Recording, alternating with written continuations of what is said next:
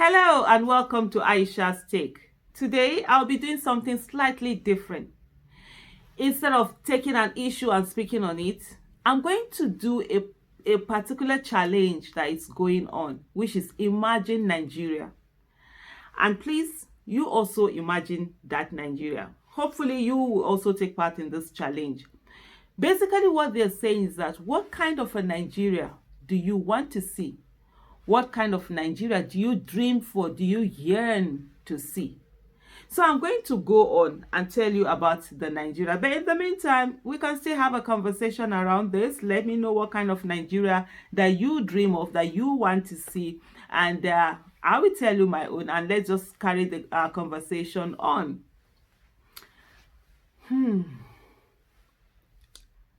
Imagine Nigeria. I normally see myself in a garden, a beautiful town garden, not a home garden, but a park. Let me call it a park. And I see myself sitting down in a park with some children around me who are my grandchildren. And these children, I'm telling them about the Nigeria that used to be.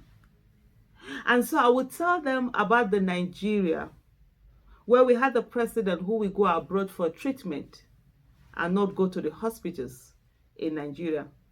I will be telling them about the Nigeria where insecurity was rife and corruption was rife. I will be telling them about the Nigeria where the child of nobody couldn't become somebody without knowing anybody. I'll be telling them about the Nigeria where access to good quality education was dependent on the economic status of one's family. I'll be telling them about the Nigeria where a woman would suffer to send her child to school after spending so much time and effort and training, selling ugu or fish, and her child comes out of school and there's no job. And she's being told that she has to go and meet someone somewhere, either a senator or a House of Rep member or something. And I see myself sitting in this park and telling them of how roads were bad, how you couldn't travel from one place to another, how even when you go out, you are kidnapped and you're forced to pay ransom. And I'll tell these children about the Nigeria where it didn't matter what you knew. What mattered was who you knew. I'll be telling them about Nigeria where we were just dependent on oil and there were a lot of children out of school. I will tell them about almost 20 million children that will be out of school. And those children will look at me and say, "Grandma, stop lying." And I will look at them for a bit and I'll realize, yes, they can't imagine the Nigeria that I'm talking about. The Nigeria that they would know will be the Nigeria where access to good quality education is not dependent on the economic status of one's family. The Nigeria that they will know will be the Nigeria where people are trooping to come to Nigeria for medical tourism and also for educational tourism. The Nigeria that my grandchildren will know by the grace of God will be the Nigeria where the life of citizens are protected, the lives of citizens are held dear, and the rights of citizens are sacrosanct. The Nigeria that they will know will be the Nigeria where there's good governance, accountability, and transparency, where you don't go to bed afraid that indeed they will come to your place and carry you. The Nigeria that they will know will not be the Nigeria where terrorists will enter a school and take away children and take them off, and nothing is done. And even when people come out to protest, those people are attacked rather than the government that has not rescued them. The Nigeria that they will know will be the Nigeria where there's development, where your religion does not matter, your tribe does not matter, who you are does not matter. What matters is what is it that you have, what is it that you're bringing to the table, and how are you going to add more value to the nation. The Nigeria that they will know will be that Nigeria where not people are fighting to go into politics to enrich themselves, but people with competence, character, and capacity are the ones vying to go to office to serve the nation. The Nigeria that we know will be the Nigeria where their passport, the green passport, is respected all over the world. And when they come out and proudly say that they are Nigerians, people look at them with envy. The Nigeria that we know will be the Nigeria where people will be coming to Nigeria to be able to get their citizenship. The Nigeria that they will know will be that Nigeria where technology is up there. It's not about oil. It's about technology. It's about human development. Nigeria where every child is in school and learning very well. Where Nigeria will be at the top when it comes to education. Where Nigeria will be at the top when it comes to innovation. Where Nigeria will be at the top when you're talking about all the indices of development and all the positive indices. The Nigeria that we know will be the Nigeria where it wouldn't matter what part of the country you are from. Where people from brotherhood, sisterhood, where there's nationhood, where we all feel a sense of pride from coming from Nigeria. The Nigeria that we know will be that Nigeria where there's a Nigerian dream. And that's why they will say to me, Grandma, stop lying. Because they wouldn't understand that the country that they would have had, the perfect country, the beautiful country, where they are complaining that the trees are not being given enough room to grow, where people are coming out to protest that bees also have rights to have flowers to pollinate, where people are coming out and saying that certain places, the trees in certain places should not be brought down. That's the Nigeria that we know.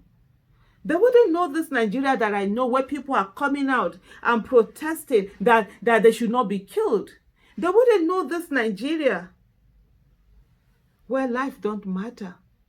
No. The Nigeria I imagine is the Nigeria where people are happy to be Nigerians, where nobody is thinking about Japa, but rather people are trooping to come to Nigeria. Imagine Nigeria. I see that Nigeria where we are not fighting each other. We are not fighting each other over politicians. Rather, we are raising each other up, and we are coming together to hold politicians accountable. I see that Nigeria, right? That Nigeria is doable. And we all have to put in the work. And I'm not afraid to put in the work because I want to get to a place where when I'm old and tired, I shouldn't be on the streets demanding that people should leave, demanding that police should not shoot at citizens. I shouldn't be on the streets demanding that there should be electricity. No. The Nigeria that I imagine is that Nigeria where there's 24/7 electricity. Is that Nigeria where there are industries. Is that Nigeria where there's employment. Is that Nigeria where anybody who wants a job actually gets a job, full employment.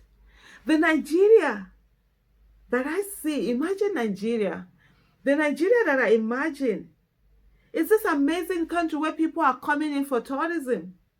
Is this amazing, beautiful land where people, even in the hinterland, they have all the indices of development. They have the 24/7 electricity. They have good healthcare system. They have good public education. They have everything. They have good roads. The Nigeria that we know, the Nigeria that I imagine is the Nigeria where I don't wake up in the morning and think, oh, how am I going to dodge those potholes? Are you saying that Nigeria is impossible? I say it's possible. And all I need to do is to remove the I am, and I will get possible. And I will work hard to ensure that I get that. This Nigeria is doable. Why are we holding ourselves back? Why are we believing that it can't be done? The countries where a lot of people get things done, where they have this amazing thing, it wasn't done in a day. People had to fight. People had to give their all. People had to stand for that nation, and this is our time. So that when we're old and we have grandchildren, even if we don't have grandchildren, we have children around, we'll be able to tell them about that Nigeria, and they will look at us and say, stop lying, grandpa, or stop lying, grandma, or stop lying, big aunt, because they can't imagine that, right? Yeah. I see that Nigeria. And I hope also you see that Nigeria. Building a nation is not a day's job. Building a nation is not something that is on the platter of gold. If those before us did not build for us, we at least should build for ourselves. Because otherwise we would have failed even our own selves. Because if we look back and say, why didn't those people work so hard to ensure that when we came here, that we'll have a country that we'll all be proud of? What have we done now for even ourselves or the generation that are yet to be born? Nothing good comes easy, right? Absolutely. Nothing good comes easy. So we have to put in the work. Sometimes when you feel tired, sometimes when you feel like giving up, take a deep breath and continue. Because if we work hard enough, it's possible. There's something that I always remember. I always remember that once upon a time in this country, we were told that telephone is not for poor people, and we believed. We believed when they told us that, having a mobile phone was not something that was for everybody. They didn't want us to have it. And we just stayed like that. We never fought and said they should give it to us. Even when we heard that other countries around Africa, places like Ghana, that they had telephone, that they had mobile phone, that even people in the market like cobblers had mobile phone. We didn't believe. We didn't. Because we believed those people who told us that it's not for the poor. And that's why Stephen Biko said something. He said the greatest weapon of the oppressor is the mind of the oppressed. The moment they have control of your mind, they have everything. Because they tell you things and you believe them, and they keep you down. They tell you things that will keep you down. That was why they told us that mobile phones are not for poor people.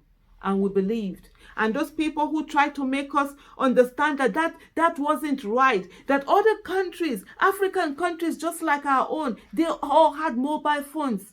We didn't believe those people because our minds had been taken over by the oppressors.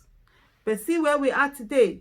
Mobile phone indeed is for everyone. People have access to mobile phone. Even with as little as 3,000 naira, 4,000 naira, 5,000 naira, you can have an access to mobile phone. You might say it might not be a fancy phone, but it is something. But once upon a time, that wasn't the case.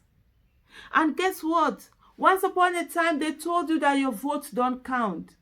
They told you that it doesn't matter whether you go out to vote or not, that it won't count. And a lot of people believed and they refused to go out to vote. And guess what? What they were able to achieve was to ensure that the people whom they can control their votes, the people whom they have weaponized their poverty, the people whom they have weaponized their illiteracy are the only people who come out to vote. And so what they do, they pay for those votes and they buy the votes. Now, a lot of people have understood that indeed our votes count. And so they no longer have control over that, our minds. And now they're jittery and they're bringing all sorts of things. So remember that you're a citizen and you're valid. And having a Nigeria that works for every one of us, it's a right that we do have. Nigeria shouldn't only be working for a few people. Nigeria should be working for every one of us. We deserve to have a country where the child of nobody can become somebody without knowing anybody. The first time I heard that, I was so stunned. And I was like, it's so true. It's attributed to Malam Aminu Kano, who once said that Nigeria will know no peace until the child of nobody can become somebody without knowing anybody. And today, here we are, the country that we have, where there is no peace. A lot of people are seeking for peace. A lot of people are fighting the injustice. Some of them do not know how to fight the injustice. And some of them have gone the violent way.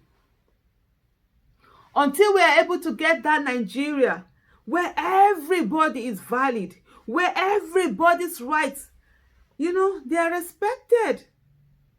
If only one person is sleeping, we all are not sleeping. If only one person is well-fed, we all are not well-fed. If only one person has access to good quality education, we all don't have good quality education. If only one person has access to good quality healthcare, we all don't have good quality healthcare. And until all of us have good quality healthcare, and until all of us have access to good quality education, and until all of us are able to eat, and until all of us are able to sleep with our eyes closed, we all are in trouble. Injustice to one, they say, is injustice to all. Terrorist attack to anyone, anywhere. Terrorist attack to everyone, everywhere. We cannot look the other way when it happens to others, because it only means that it's a matter of time before they come for us. So indeed, imagine that Nigeria, where you don't have to wonder where your next meal is coming from. Imagine that Nigeria, where everybody's rights are respected. Imagine that Nigeria where with minimum wage your children can have good quality education, you can have access to good quality health care, you're treated like a person, you're treated like a citizen, you are respected. That's the Nigeria we are all looking for. That's the Nigeria that I imagine. The Nigeria where my grandchildren will not be afraid that someone will pull a gun on them. Someone paid by the state to protect them because they have maybe fancy mobile phone or they have a laptop. I want a Nigeria where when I'm old, I'm not having to see pain of the bad governance, pain that's caused by bad governance, pain that's caused by lack of transparency and lack of accountability. The poverty is the same everywhere. The poverty doesn't care about your religion. It doesn't care about your tribe. It doesn't care about where you come from. It doesn't care about your gender. It affects everyone indiscriminately. Why then do we discriminate ourselves? Why then do we deny ourselves that nationhood? There are many people who feel that, oh, Nigeria should be separated. I don't have a problem with that. It's not sacrosanct for Nigeria to be one country. What is sacrosanct is good governance, accountability, transparency, development, good quality education, good healthcare system. These things are more sacrosanct than us being together. And so let's have a Nigeria conversation. I imagine the Nigeria where we're bold enough to sit down around the table and have a conversation instead of hating at each other. I want the Nigeria where we don't look at our differences and think it's a problem, but we appreciate our differences and we embrace our differences and we love our differences because our differences make us better. We accept where we are similar, we accept where we are different, and we respect each other because everybody is valid. Everybody is valid. That's the Nigeria I imagine. That's the Nigeria I see. What about you? Let me know what kind of Nigeria you see. Yeah, write it there.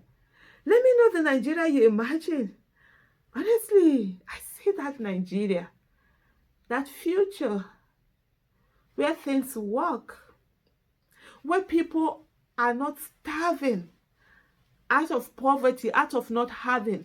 And then a few people are holding on to the wealth of everybody. I see that Nigeria where the poor are able to break the shackle of poverty through education.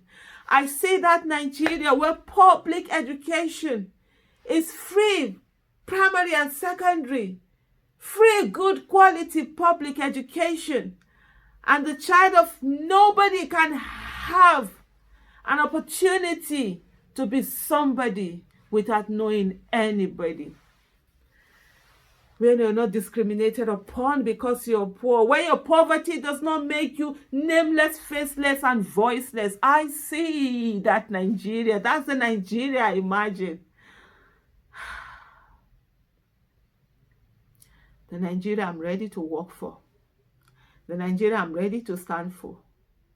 The Nigeria, I do not want other people to go through what I went through. When I see people make fun of poverty, I say to them, poverty is depraving. Poverty takes away humanity. It takes away everything from you. It makes you nameless, voiceless, and faceless. People look through you. People don't see you. You are invisible even when you're there. Even when you're feeling the pain, when you're crying, you're invisible. We must not continue to do that to ourselves. We must not continue to do that to the next generation. I see a Nigeria where lives are respected, where the Nigerian life means something, where people will not dare to come at us because they know that we have a government that will go after anybody that comes at us. That's the Nigeria that I see, and that's the Nigeria that I imagine. Imagine Nigeria. Just imagine Nigeria. What is that Nigeria that you see? What is that Nigeria that you yearn for? What is that Nigeria that you want to see out there? Go for it. We can make it happen. All we need to do is work hard, work smart, and never give up. If those who give us bad governance and have kept us in this perpetual poverty and this perpetual underdevelopment, if they do not give up, what business do we have giving up? Thank you.